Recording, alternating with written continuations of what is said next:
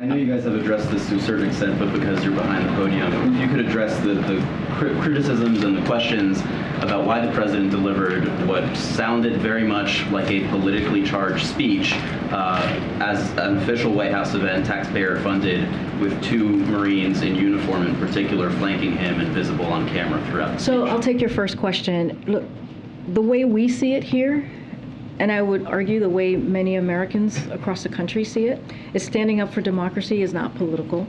Denouncing political violence is not political. Defending rights and freedoms is not political. Making clear that the challenges facing the nation is not political.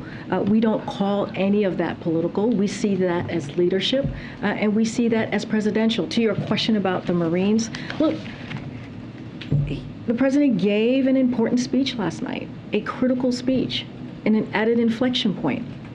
And our democracy, our values that our men and women who protect us every day and fight for it every day believe in as well.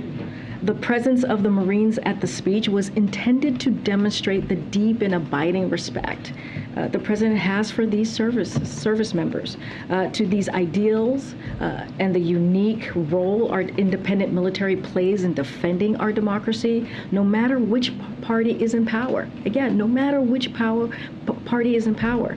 And it is not abnormal, it is actually normal for presidents from either side of the aisle to give speeches in front of members of the military, and including President Ronald Reagan, President George H.W. Bush. It is not an unusual sight, or is not an unusual event to have happen.